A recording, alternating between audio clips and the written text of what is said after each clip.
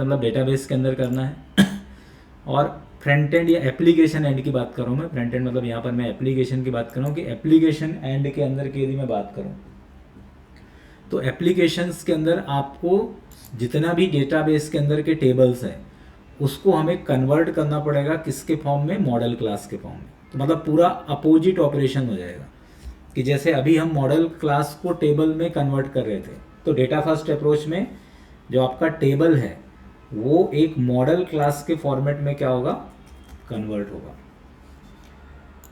तो इसका step, initial step ये है कि सबसे पहले आपको डेटा फर्स्ट नाम से क्लियर है, इसको डेटा बेस फर्स्ट भी बोलते हैं या डेटा फर्स्ट बोलते हैं, शॉर्टकट में डेटा फर्स्ट अप्रोच, या हम इसको बोल सकते हैं database first approach, database first approach. तो this is another approach of LINQ entity framework core,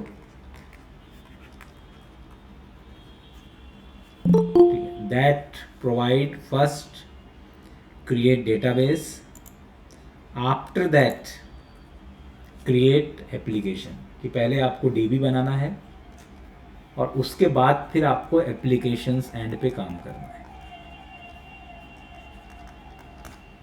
तो ये आपके यूज केस पे डिपेंड करता है, हर प्रोजेक्ट का यूज केस अलग अलग होता है और प्रोजेक्ट का use case client, managers, CTO, जो भी कंपनी के अंदर की जो रिसर्च टीम होती है वो इसको मैनेज करती है। तो मोस्ट ऑफ द केसेस में देखा जाए कि जो बहुत एंटरप्राइज लेवल जो एप्लीकेशंस होते हैं, मतलब जो बहुत बड़े लेवल के एप्लीकेशंस होते हैं, उसमें डेटाबेस पहले ही बनाया जाता है और उसके बाद फिर हम एप्लीकेशन एंड पे काम करते हैं। क्योंकि जब तक डेटाबेस डिसाइड नहीं होता, जब तक टेबल्स डिसाइड नहीं होते, तब तक हम एप्लीकेशन एंड्स पे काम नहीं करते। छोटे प्रोजेक्ट या मिड साइज के जो प्रोजेक्ट्स होते हैं उस पर आप कोड फर्स्ट अप्रोच को भी प्रीफर कर सकते हैं। तो इसके लिए हम स्टेप बाय स्टेप देखते हैं कि सबसे पहले डेटा फर्स्ट अप्रोच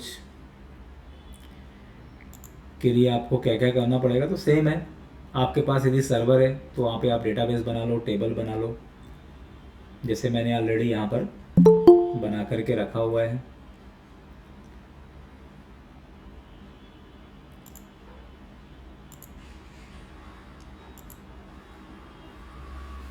तो इसके लिए सबसे पहले एक नया प्रोजेक्ट ही ले लेते हैं, जो हमारा प्रीवियस प्रोजेक्ट था, इसमें ऑलरेडी कोड फर्स्ट है। अपन चाहें तो इसमें भी कर सकते हैं पर वो थोड़ा सा समझने में प्रॉब्लम होगा, इसलिए डेटा फर्स्ट अप्रोच के लिए एक नया प्रोजेक्ट ही मैनेज कर लेते हैं। यहाँ पे क्रिएट ए न्यू प्रोजेक्ट में जाएंगे,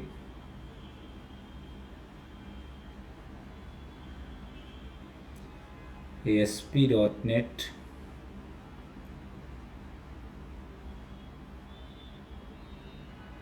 कोर वेब एप्लीकेशंस, नेक्स्ट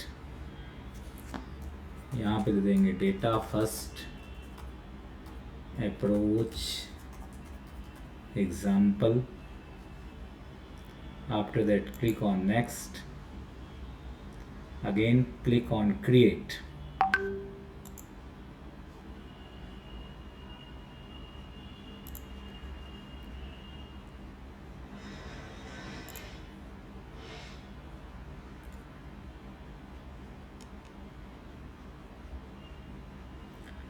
तो इसके अंदर भी इंफ्रास्ट्रक्चर आपको सेम बनाना होगा जैसा हम बनाते थे। ठीक है, ये हमारा प्रोजेक्ट्स क्रिएट हो चुका है।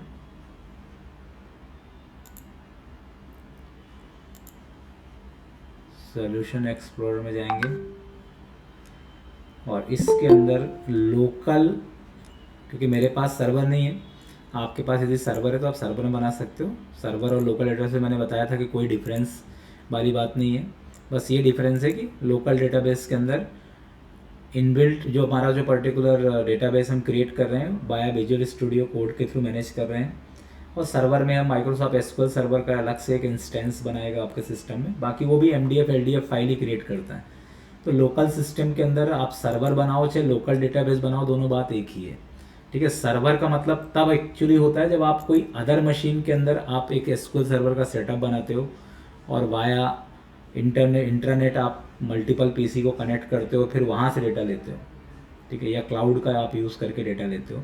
तब सर्वर का कोई मतलब है। अब जैसे आपने अपने खुद के सिस्टम में जाकर के एसक्यूएल सर्वर इंस्टॉल कर लिया, तो वो तो एक तरह से देखा जाए तो लोकल की तरह ही है। तो यहाँ पर जाएंगे and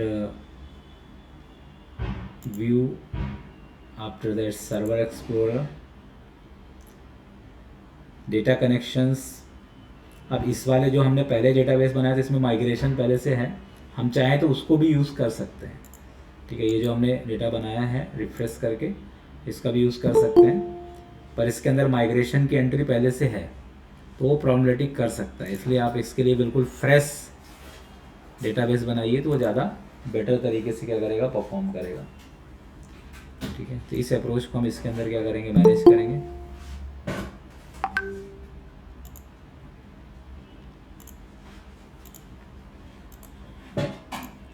first we create a database.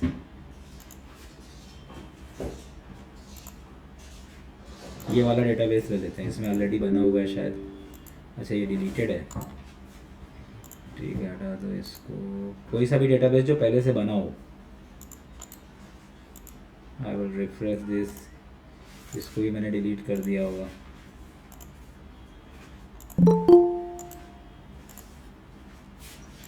क्या होगा?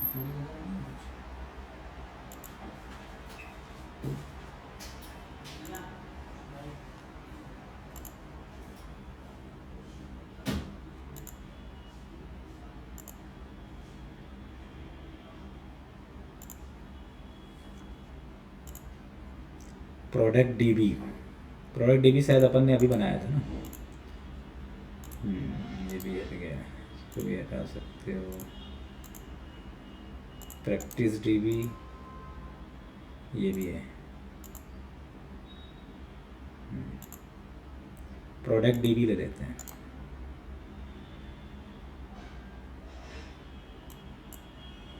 इसके अंदर माइग्रेशन वाला हटा देते हैं। अब इसमें देखो, जैसे इसमें 2 टेबल ऑलरेडी बने हैं। मान लो हमारे पास पहले से ये डेटाबेस बना हुआ है जिसमें ऑलरेडी 2 अलग अलग टेबल्स क्रिएटेड हैं। The first one is products and second one is customer. अब इस डेटाबेस को हमें क्या करना है, यूज़ करना है अपने एप्लीकेशन में। तो यदि आपके पास पहले से बना हुआ कोई डेटाबेस और टेबल है तो यहाँ पर हम डेटा फर्स्ट अप्रोच को प्रेफर कर सकते हैं।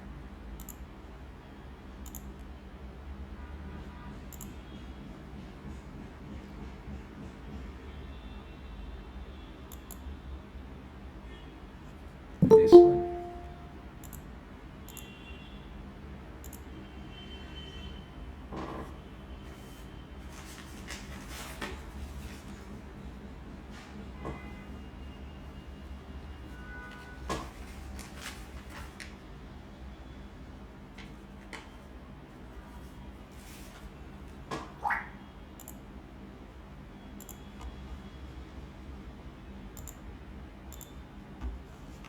This one.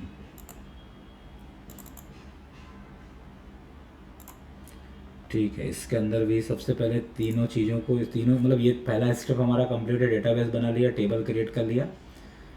अब ये 3 अलग अलग जो लाइब्रेरीज थी वो भी हमें इसके अंदर इंस्टॉल करना रहेगा। Entity framework, code SQL server, tools and design. तो यहाँ पर जाइए और एक्सटेंशन टूल्स के अंदर जाइए, न्यूगेट पैकेज मैनेजर में जाइए, पैकेज मैनेजर फॉर सॉल्यूशन। तो पूरा लगभग स्टेप 90% स्टेप तो सेम है, बस डिफरेंस ये है कि बस डेटाबेस जो पहले से बना रहेगा उसको हम इसके अंदर यूज़ करेंगे। Browse,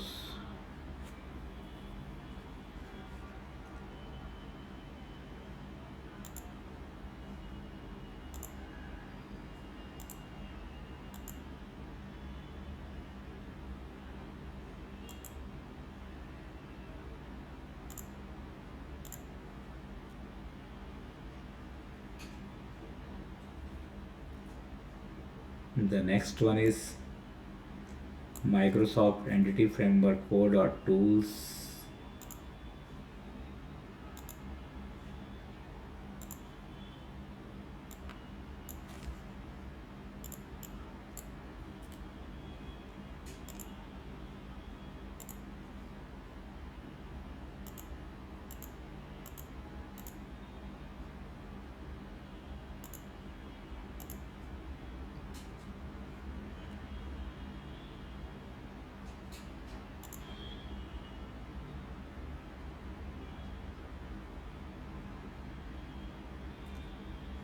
Okay, and another one is design.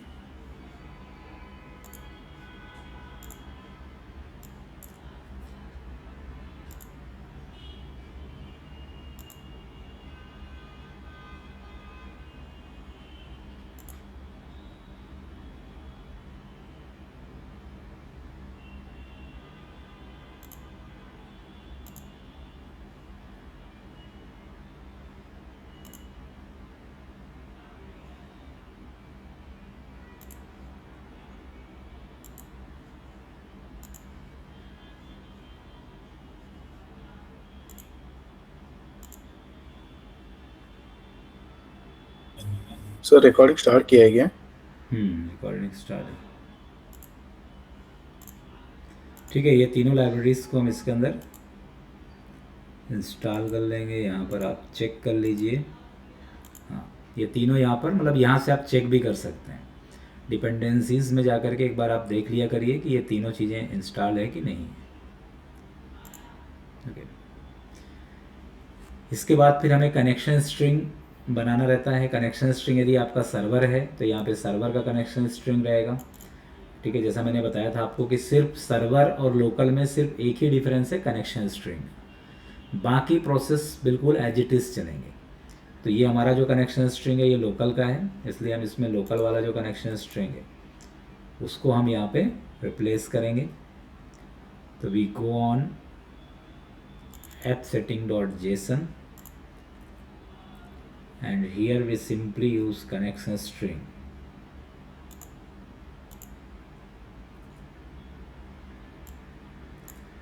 और यहाँ पे हम अपना कनेक्शन स्ट्रिंग डाल देंगे।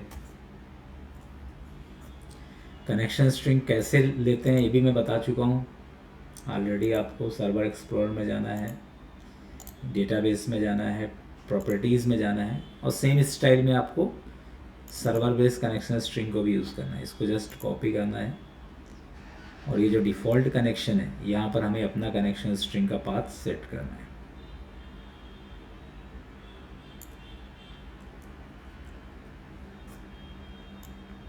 This one.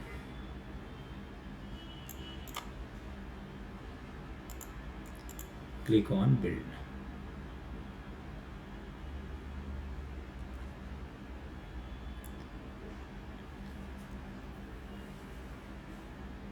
अब कनेक्शन स्ट्रिंग बनाने के बाद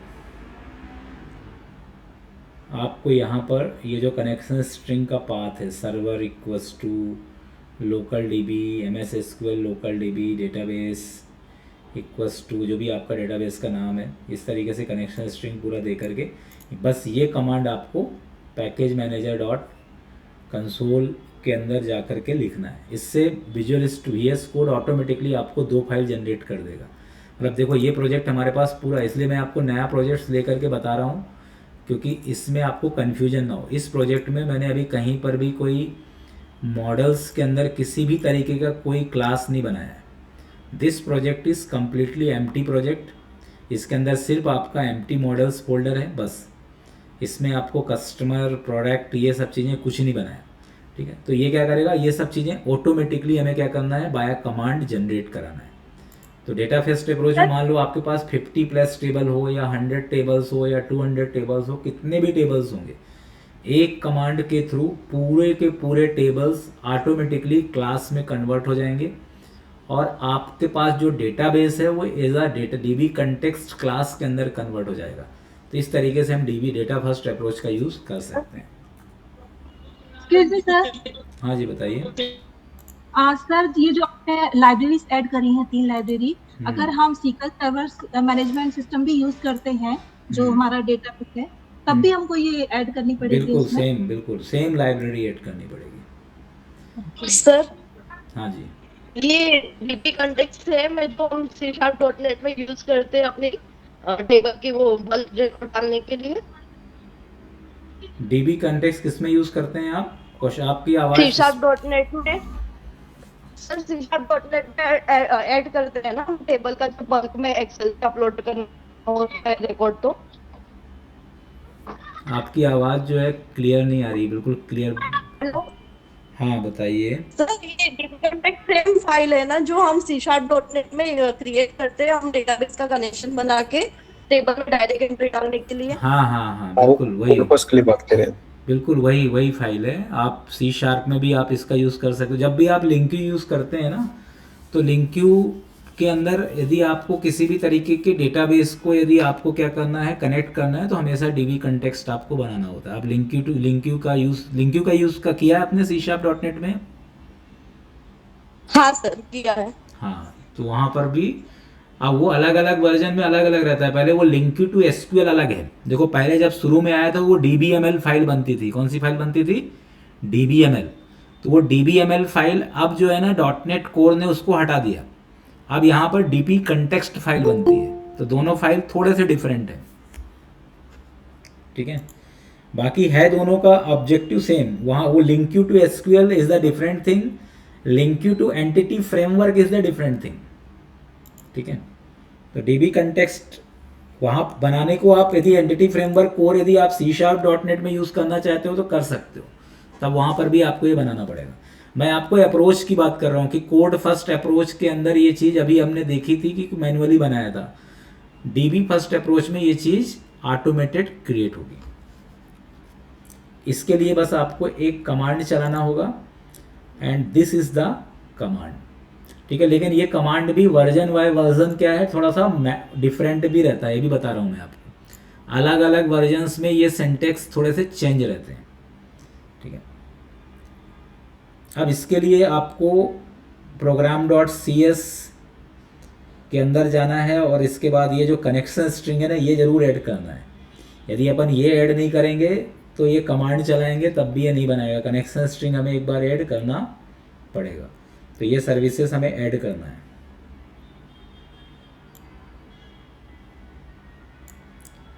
ठीक है। पहले अभी ये अपन चला लेते हैं। यदि ऑटोमेटिकली ये बना देगा इसके बिना ऐड किए तो भी कोई प्रॉब्लम नहीं है। इसमें हमें बस कनेक्शन चेंज करके देना है। तो इसको पहले हम नोटपैड में अपने कनेक्शन के अकॉर्डिंग बना लेते हैं।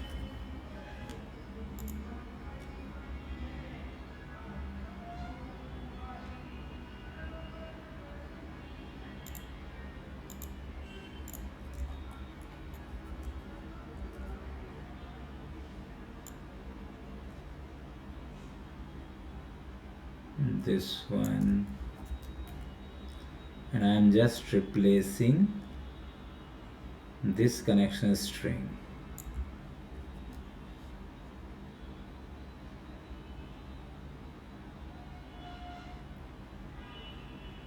No, not a server equal to.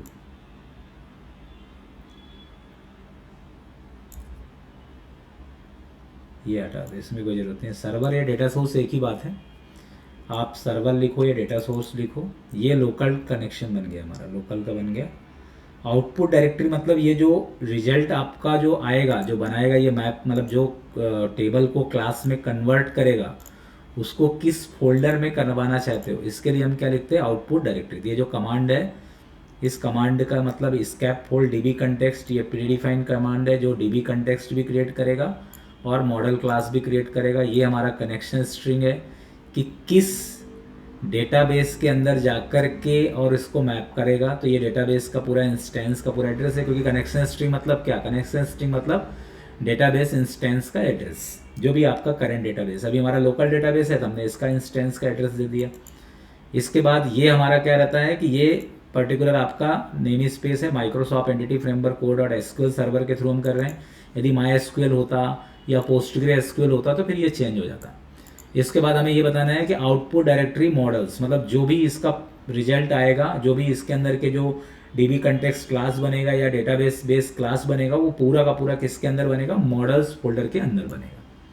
इस कमांड को आप उठाइए और इसको, अब आपको मैंने आपको बताया था कि जो NuGet पैकेज मैनेजर है, इसके अंदर दो ऑप्शन होते हैं किसी भी लाइब्रेरी को या कमांड को, मतलब लाइब्रेरी इंस्टॉल करने के भी दो ऑप्शन है। आप बाया कमांड से भी लाइब्रेरी इंस्टॉल कर सकते हो और बाया GUI से भी कर सकते हो, और कोई सा भी कमांड आपको चलाना है जिस तरीके से चला सकते हो। मैं ये बोलना चाह रहा हूँ कि जो अलग अलग वर्जन होते हैं .NET कोर के, उसके अंदर ये जो इनिशियल के अंदर का जो कमांड का प्रोसेस है वो थोड़ा डिफरेंट भी हो सकता है।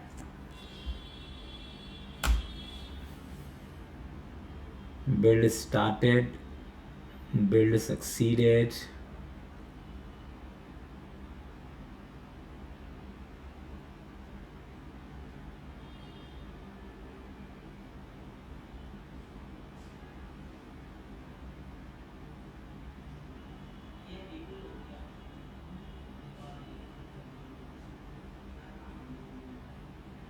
ये बोल रहा है कि आपको एक सजेशन दे रहा है कि आप चाहो तो यहाँ पे कनेक्शन स्ट्रिंग के अंदर नेम इक्वल टू लिख करके भी मैनेज कर सकते हो।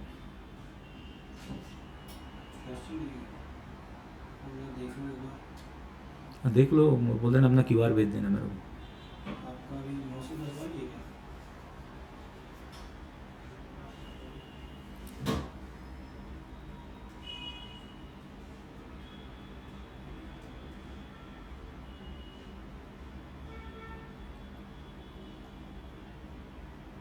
लोकल में कुछ दिक्कत कर रहा है। तो कनेक्शन स्ट्रिंग तो सही है पर कनेक्शन नहीं बैठ पा रहा, उसमें नेटवर्क का इशू बता रहा है। हाँ, वो लोकल में दिक्कत करता है डेटा फर्स्ट अप्रोच, लेकिन फिर भी मैं ट्राई कर रहा हूँ चलाने का। लोकल में प्रॉब्लम करता है। ये एग्जिस्ट भी एक नहीं पता चला, डिलीट कर दिया वो। यहाँ पे अपन देख लेते हैं सी ड्राइव के अंदर, यूजर्स के अंदर।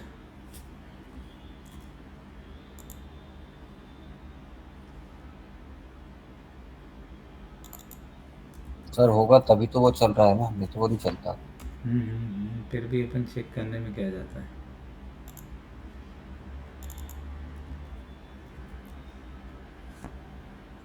चल तो रहा है वो, लेकिन वो बता रहा है कि अच्छा मैंने स्लैश अलग लगाया इधर।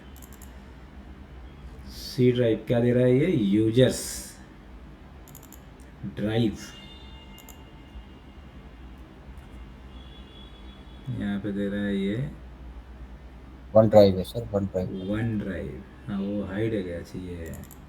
अच्छा वन ड्राइव में जाकर रख रहा है, देखो वन ड्राइव के अंदर फिर डॉक्यूमेंट्स, वन ड्राइव के अंदर कहाँ पर है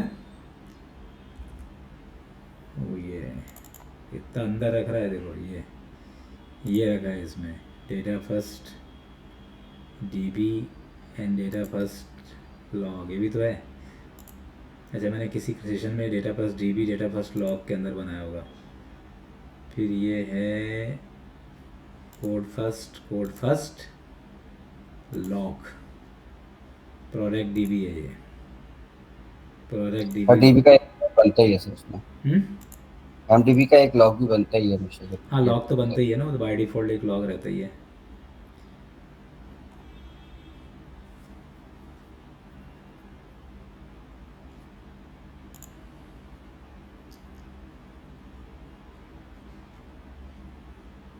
यहाँ पे रख दे रहा है नेटवर्क रिलेटेड और इंस्टेंस स्पेसिफिक रिक्वेस्ट है, इसका सर्वर वाज नॉट फाउंड और was not accessible, verify the instance name is correct. वो वही सर्वर का ही पूछ रहा है वो। SQL network interface error 50, local database run time error, आपके local DB instance name, local DB का इंस्टेंस इनवैलिड है सर, लोकल डीबी ले रहे हैं ना सर जो, वो उसको वो नहीं मिल रहा लोकल डीबी। हाँ उसका नाम कुछ और दिया होगा जो पर्टिकुलर उसमें चलता होगा। किसमें जब उसका कनेक्शन बना होगा सर, जब डेटाबेस क्रिएट किया तो नेम इंस्टेंस का अलग रहता है सर, लोकल डीबी ने करके कुछ और होगा। तो अपन ने sir connection instead of local dB ना, जो डेटा उसका नाम है वो नाम देने से वजह ना डॉट दे दीजिए सर, डॉट से चलता है क्या देखो। ऐसा कर देते हैं ना, जैसा नेम इक्वल्स टू है ऐसा, ये भी है एक अल्टरनेटिव कि अपन यहाँ पे क्या कर देंगे, स्कैप जो अपना कनेक्शन है ना, डॉट से तो कभी नहीं चलेगा, डॉट से तो सर्वर वाला ही चलेगा। डॉट से सब पुराने वाले इसमें चलता था, इसमें नहीं चलेगा। डॉट मतलब करंट जो अपना कनेक्शन रहता था ना, करंट वाला जो पुराना आपने एक बार यूज़ कर लिया वो चलता था। वो अपने नाम क्या है, डिफ़ॉल्ट कनेक्शन ही दिया ना नाम इसका। बस मुझे एक ही चीज़ का डाउट लग रहा है कि वो कॉन्फ़िगरेशन में जाके पहले अटैच करना पड़ेगा इसको। लोकल में दिक्कत, सर्वर में तो एक बार में चल जाता है। ये आ गया कंट्रोलर्स रन प्रोजेक्ट,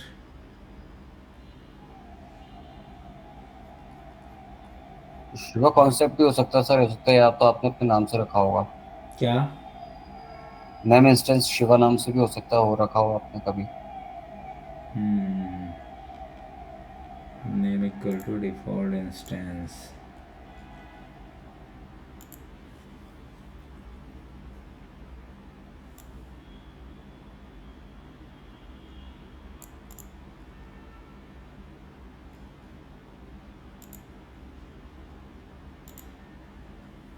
नहीं, मैंने तो ऐसे ही चलाया, पिछले बैच में भी तो चलाया मैंने इसी तरीके से।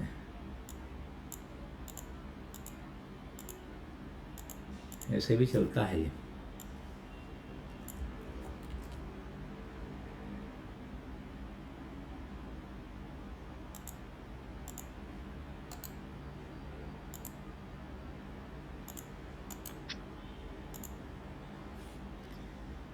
Name equal to default connection.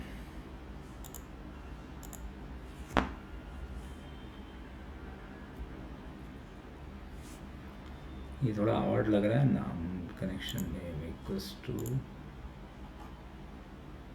ये डबल कोड में दिया था अपन ने इधर। कनेक्शन स्ट्रिंग अपन ने डबल कोड में दिया था। आउटपुट डायरेक्टरी इक्वल्स टू, मुझे ये लग रहा है इसका तो कोई डिफरेंस नहीं दे रहा है, लोकल के लिए ये तो चेंज नहीं रहेगा। सर वर्जन का भी इशू हो सकता है। हाँ, वर्जन का रहता है ना, अलग अलग वर्जन। सर आपने एसक्यूएल जो एंटिटी वाला लास्ट में किया था वो आपने 9.12 किया था, उससे पहले आपने 9.0.14 नहीं, दे रखा उसकी दिक्कत नहीं है इतना। उसके हो गया शायद, बना दिया ना। पहले भी आया था स्टार्ट और सक्सेस। नहीं, इस बार एरर नहीं दिया ना इसने। ये देखो नीचे लेटेस्ट वाला ये है ना, देखो इसके अंदर इसने क्या करा होगा, ये बना दिया। देखो ये customer.cs बना दिया फाइल पूरा, और product.cs बना दिया, और इधर बना दिया अपना ये कंटेक्स्ट भी बना दिया। पर कंटेक्स्ट का नाम बहुत खतरनाक बनाया है। सी ड्राइव रीनेम कर सकते हैं ना? हाँ, चेंज कर सकते हैं, कोई इशू नहीं है। ठीक है, ये नाम इसने क्या करा, इसको क्रिएट कर दिया। C drive users PC TV document product, क्योंकि वो अपना क्या है, वो लोकल डेटाबेस है ना पूरा, तो पूरा पाथ को ही लेकर के उसने इस तरीके से बना दिया। ये डीबी कंटेक्स्ट बनाया, मतलब पूरा जो चीज़ अपन यहाँ पे करते थे वो पूरी चीज़ें इसने ऑटोमेटिकली बना दी। ठीक है, आप चाहो तो इसको चेंज भी कर सकते हो। अब ये तो अपने अकॉर्डिंग है जो भी मैनेज करना है, क्योंकि डीबी कंटेक्स्ट का कोई लेना देना नहीं है। अब आपको सिंपली क्या करना पड़ेगा, इसको रजिस्टर्ड कर दो। यहाँ पे जाएंगे program.cs में,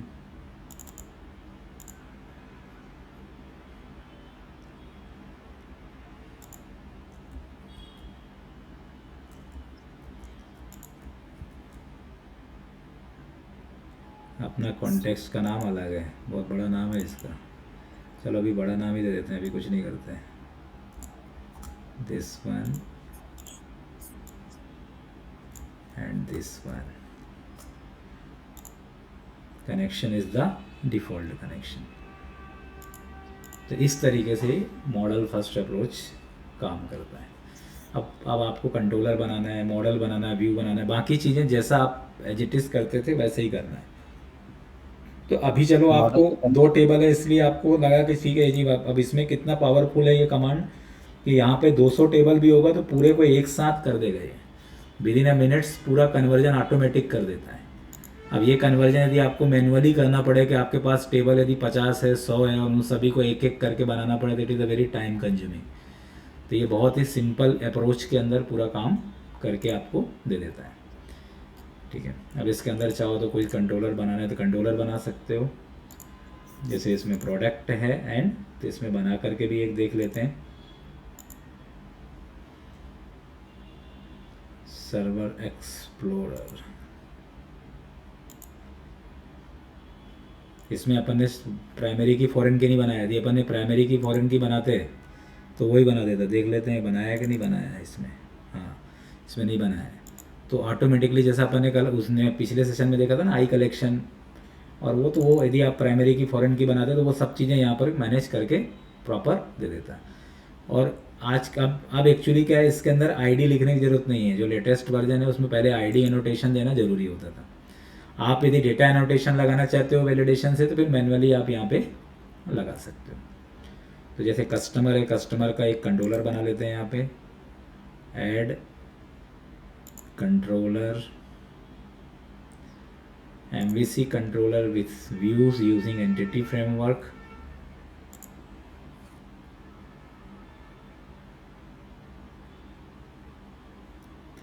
अब यहाँ पे मॉडल क्लास ले लेंगे, model class will be customer, DB context will be this one, generate views, reference script libraries, use a layout page. ये पूरी चीज़ें मैनेज करके इसको आप ऐड कर सकते हो। अब इसमें डिफ़ॉल्ट लेआउट पेज होगा, views, share this one and add this.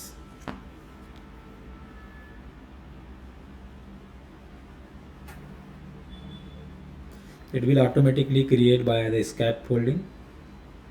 आप मैनुअली करना चाहते हैं मैनुअली भी कर सकते हैं।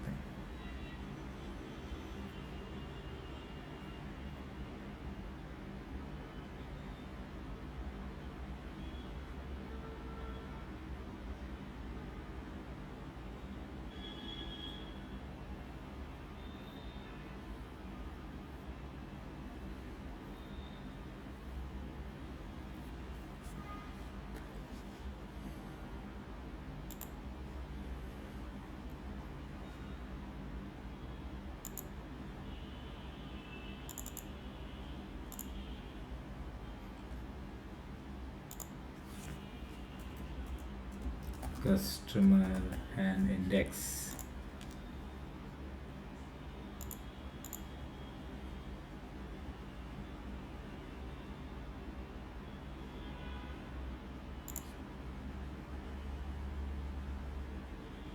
Now we execute this.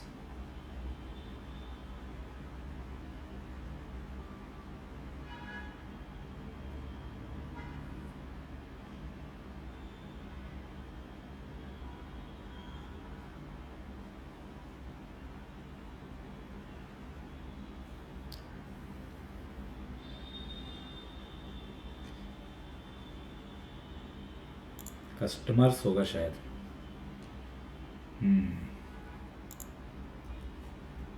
By default ये प्यूलर केस में बनाता है।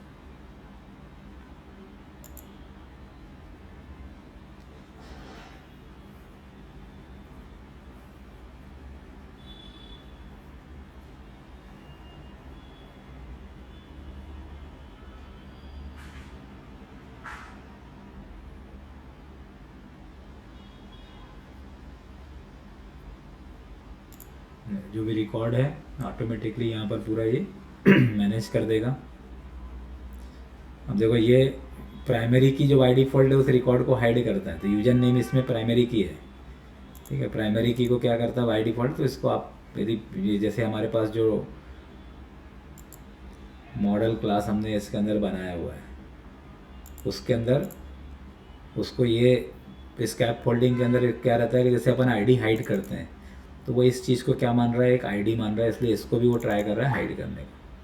तो जैसे यहाँ पे यूजर नेम यदि आपको दिखाना है तो मैनुअली जा कर के भी आप इसके अंदर जाइए, व्यूज़ में जाइए, व्यूज़ में जाकर कस्टमर में जाइए, index.cshtml, और ये नेमिंग जैसे आप मैनुअली भी कभी बनाते हो तो आप यही नेमिंग कन्वेंशन फॉलो करो जैसा ये बनाता है, ठीक है। मैनुअली मतलब इन द सेंस कि कभी मान लो आपने कोई मेथड बनाया, अब आपका ऑब्जेक्टिव है डेटा इंसर्शन करना, तो आप क्रिएट के नाम से बनाओ, तो उससे जो दूसरे डेवलपर्स हैं उनको भी ये कन्वेंशन यदि आप फॉलो करते हो तो उससे उनको ईजीनेस होता है, वो आसानी से उस चीज़ को हैंडल कर सकते हैं। तो यहाँ पर आप एक फील्ड बढ़ा सकते हो, model dot user name,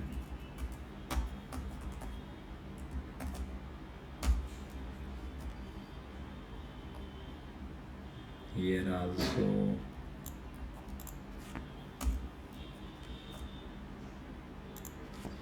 item dot username, this one।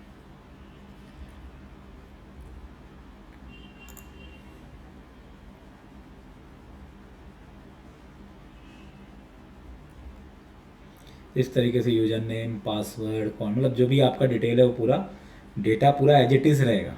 तो मतलब इसमें आपका किसी भी तरीके कोई डेटा लॉस नहीं है। मतलब जो हमारे पास रेडी प्रोजेक्ट्स हैं उनको आप विद इन अ मिनट्स उनको पूरी तरह से कन्वर्ट कर सकते हो। और जहाँ पे क्रेड ऑपरेशन करना है तो क्रेड ऑपरेशन तो आप बहुत ही आसानी से कर सकते हो। अब एडिट करना है तो एडिट के लिए ऑटोमेटिकली ये पूरा बना करके दे देगा। अब एडिट के अंदर भी आपको वापस से, क्योंकि ये यूजर नेम को आईडी मान करके उसको क्या करता है, मैनेज कर दे, क्योंकि एक फील्ड को छोड़ देता है कि इसको अपडेट नहीं करना है। ठीक है, कॉन्टैक्ट नंबर में जैसे मैंने ले लिया 1 2 3 1 2 3 4 5 एंड सेव दिस, तो देखो अपडेट कर रहा है। ठीक है, ऐसे आप डिलीट करना है तो डिलीट कर सकते हो। Are you sure you want to delete this record and delete this. तो ये पूरा approach, this is called data first approach. ठीक है, तो मेरे ख्याल से समझ में आ गया होगा आपको कि किस सिचुएशन में आपको कोड फर्स्ट अप्रोच यूज़ करना है और किस सिचुएशन में आपको डेटा फर्स्ट अप्रोच यूज़ करना है। आप चाहो तो मिक्स्ड अप्रोच भी यूज़ कर सकते हो। मिक्स्ड मतलब जैसे आपने के पास बहुत सारा टेबल है पहले से, आपने इसको डेटा फर्स्ट अप्रोच से कन्वर्ट करा लिया किसके अंदर, मॉडल क्लासेस के अंदर। अब आप चाहो तो इधर से भी कोई मॉडल बना करके और वापस से आप कोड फर्स्ट अप्रोच के थ्रू इधर भी रिफ्लेक्ट कर सकते हो। बस कमांड क्या होगा, चेंज हो जाएगा। तो बस एक ही कमांड से पूरा डेटा फर्स्ट अप्रोच मैनेज हो रहा है और ये कमांड है स्कैफोल्ड डीबी कॉन्टेक्स्ट। तो ASP.NET कोर और ASP.NET मतलब ASP.NET कोर MVC का जो सबसे बड़ा प्लस पॉइंट है उसके अंदर का जो पर्टिकुलर कमांड्स हैं, ये कमांड्स बहुत ही बेटर तरीके से आपका पूरा का पूरा जो कॉन्फ़िगरेशन है, माइग्रेशन है, ये सब चीज़ों के लिए आपको बस कमांड याद रखना है और सभी चीज़ें डेटाबेस की जितनी भी चीज़ें हैं वो आप बहुत आसानी से इसके अंदर मैनेज कर सकते हो। ठीक है, किसी कोई क्वेश्चन इसके अंदर? सर अगर एक से ज्यादा डेटाबेस हुए तो सर, एक से ज़्यादा डेटाबेस हुए तो एक से ज़्यादा डेटाबेस के लिए कमांड चलो, कनेक्शन अलग अलग बना लो और क्या। हाँ नहीं मतलब उसी के नीचे अपन लिख देंगे ना हाँ, सेटिंग। ये जो सेटिंग्स है ना अपने पास, ऐप सेटिंग्स जो हमारा ये एप्लीकेशन सेटिंग है ना, इसके अंदर आप हाँ अलग कनेक्शन स्ट्रिंग बना करके जब आप स्कैफोल्ड डेटाबेस करो तो अलग हाँ मतलब उसी कनेक्शन के नीचे लिख स्ट्रिंग सकते हैं ना सर, उसमें कोई दिक्कत तो नहीं आएगी ना? कोई दिक्कत नहीं। इसमें आप जो जो लिखना चाहो, जितना भी कॉन्फ़िगरेशन करना है, सभी कॉन्फ़िगरेशन आप इसके अंदर कर सकते हैं। ठीक है सर, बस वही।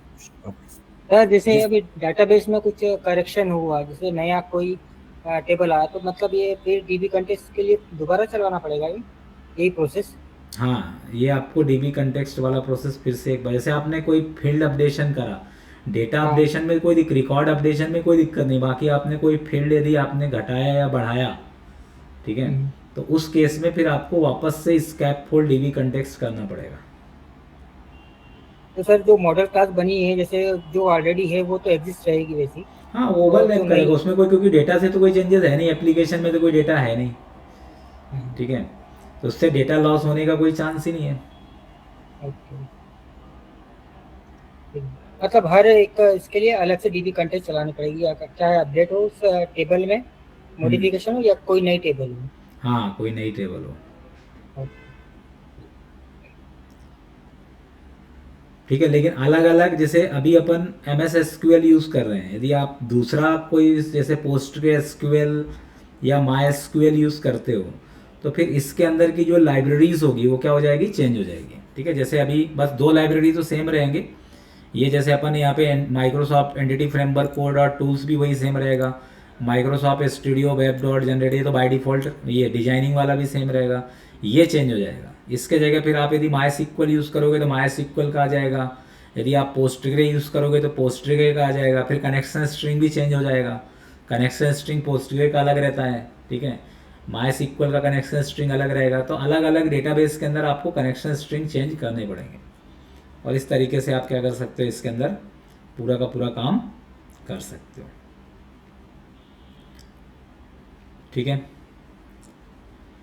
और यदि आपको, हाँ जी बताइए। हाँ, ये डीबी बस में एक ही वे कि इसके लिए कोई और वे है कि उस तरह से हम इम्प्लीमेंट कर सकते हैं? यही भी है, इससे सरल और क्या हो सकता है। लेटेस्ट तो भी यही चल रहा है, स्कैफोल्ड डेटाबेस के थ्रू ही होता है। ठीक है, ये और ये लेटेस्ट MVC से भी स्कैफोल्ड यही कमांड रहती है? हाँ तो यही उसके लिए कमांड है, कमांड यही कमांड है। बस ये कि वर्जन जो है ना, जैसे मान लो पुराने वर्जन के अंदर हो सकता है थोड़ा बहुत चेंजेस हो, बाकी डॉट नेट 9 और डॉट नेट 10, डॉट नेट 8 9 10 में तो यही चलता है, ठीक है।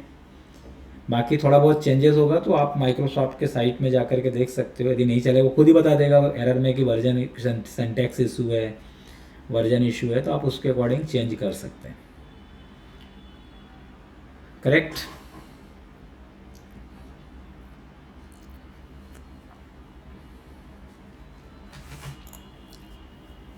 तो कोड फर्स्ट अप्रोच और डेटा फर्स्ट अप्रोच, देखो ये अप्रोच आपको सभी में यूज़ करना है। मतलब ऐसा नहीं कि वेब एपीआई ये भी अपन पढ़ेंगे तो वहाँ पर भी डेटाबेस का पूरा ऑपरेशन सेम ही रहेगा, ठीक है। और आप दोनों अप्रोच में से कोई सा भी अप्रोच का यूज़ करके मैनेज, मतलब डेटाबेस से रिलेटेड कोई भी चीज़ यदि करना है तो आपको इसी तरीके से पूरा काम करना पड़ेगा। तो मेरे ख्याल से जिन लोगों ने ADO.NET यूज़ करा होगा तो उनको समझ में आ रहा होगा कि ADO.NET में कितनी सारी चीज़ें लिखनी पड़ती थी, आपको कितनी सारी चीज़ें खुद से करनी पड़ती थी, ठीक है। अलग से क्लास बनाते थे, मतलब करते यही थे जो ये कर रहा है, पर ये सब चीज़ें आपको खुद से करनी होती थी। ये सब चीज़ें माइक्रोसॉफ्ट एंटिटी फ्रेमवर्क कोर के अंदर, एंटिटी फ्रेमवर्क कोर का जो पर्टिकुलर आपका लाइब्रेरी है या स्कैप फोल्डिंग जो टेक्निक है, इसके थ्रू ये बहुत सारी चीज़ें क्या है आसान हो गई। हालांकि स्कैप फोल्डिंग टेक्निक अब सब में यूज़ होती है, जावा में भी यूज़ होने लग गई, जेंगो में भी, मतलब पाइथन जेंगो सब में। मतलब पहले माइक्रोसॉफ्ट में विजार्ड GUI के थ्रू शॉर्टकट यूज़ होता था, अब माइक्रोसॉफ्ट ने भी ये अप्रोच फॉलो कर लिया कि कमांड के थ्रू चीज़ें, जैसे एंगुलर में अपन ने देखा था NGGC कंट्रोलर, NGGC सर्विस, ठीक है। जो भी बनाना है आपको, पाइप बनाना है NGGC पाइप, डायरेक्टिव बनाना है NGGC डायरेक्टिव, तो मतलब कुछ भी चीज़ें यदि आपको करना है तो बाय डिफ़ॉल्ट आप बहुत आसानी से कर सकते हैं, ठीक है। तो ठीक है, अब नेक्स्ट सेशन में अपन डिस्कस करेंगे वेब एपीआई। तब तक आप ये पुराना जितना भी अच्छे से पूरा कंप्लीट कर लीजिए। और मैंने एक टास्क जो दिया था आपको लॉगिन वाला, पासवर्ड इनक्रिप्ट डिक्रिप्ट वाला, वो भी कर लीजिए, ठीक है। कर लिया, सभी ने कर लिया क्या? पासवर्ड मैंने बोला था ना इनक्रिप्ट और डिक्रिप्ट करना है, बाकी तो नॉर्मल मैंने ऑथेंटिकेशन बता ही दिया था। तो उस टास्क को ज़रूर करिए, ठीक है। और इसको भी चला करके अच्छे से देखिए। चलिए आज के लिए इतना ही। सर हाँ जी बताइए। सर